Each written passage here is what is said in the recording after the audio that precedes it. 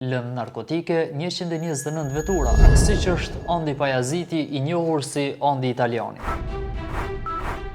Me kërkesë të Prokurorisë Speciale, Policia e Kosovës ka kryer aksionin më të madh ndonjëherë të antidrogës, e në këtë aksion të angazhuar ishin një numër i madh i zyrtarëve policor nga njësi të ndryshme. Operacion ky që rezultoi me arrestimin e 22 personave, ndërta edhe njerëz të afërt me lëvizjen vetëvendosje.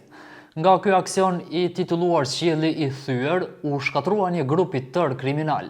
Përveç të arrestuarve nga ky aksion u konfiskuan narkotik, 129 vetura, afro 130.000 paratë e gatshme, armë, oradore, fishek e të tjera. E tash kemi me ju tregu se kush është personi që u arrestua nga ky intervenim i policisë dhe cila është lidhja e tij me partinë më të madhe në vend. Shemzi Batiri, që u arrestua si një nga kryesorët për trafikim të drogës dje në aksionin e madh policor, është edhe antar i vetëvendosjes dhe i afërt me zyrtar të lartë të kësaj partie në qendër të Prishtinës, siç evidentohet edhe në fotografi dhe aktivitete të shumta partijake. Por zëdhënësi i lëvizjes vetëvendosje Arlind Manxhuka ka mohuar të ketë ndonjë funksion brenda partisë i arrestuar i Batiri, pra.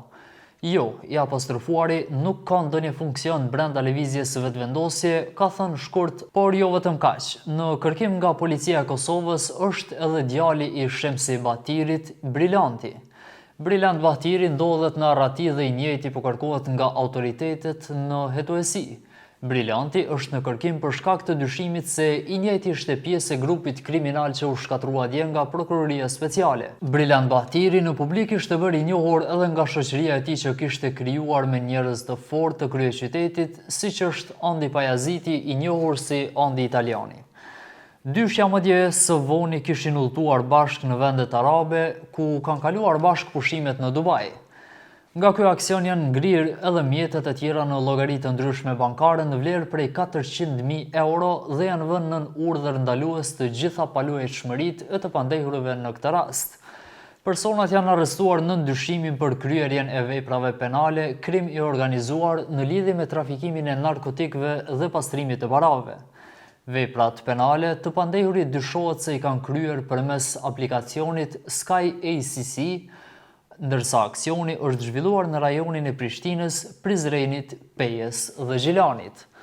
Në aksion kanë marrë pjesë rreth 600 zyrtarë të policisë së Kosovës, të cilët në mënyrë të koordinuar kanë arrestuar dhe kanë asistuar në bastisje në 47 lokacione. E gjatë realizimit të urdhrit të kontrollit në këto lokacione është gjetur dhe sekuestruar sasi e konsiderueshme provave materiale dhe pasurive të specifikuara, duke përfshirë lëndë narkotike 129 vetura, 134.900 paratë e gatshme, 20.040 franga zvicerane, 490 dolar, 13.000 euro të falsifikuara, 9 ora të dorës të markave të njohura, 36 armë të llojeve të ndryshme, 1292 copë municion të ndryshëm, një prese për paketimin e heroinës dhe kokainës, laptop, telefona, USB dhe dokumente të ndryshme. Operacioni i koduar Qielli i Thyer është përkrahur edhe nga autoritetet e Belgjikës, Holandës dhe Europolit. Prokurorët e Prokurorisë Speciale në koordinim të plotë me hetuesit policor kanë qenë të përkushtuar në vazhdimsi për shkatrimin e këtij grupi të organizuar kriminal.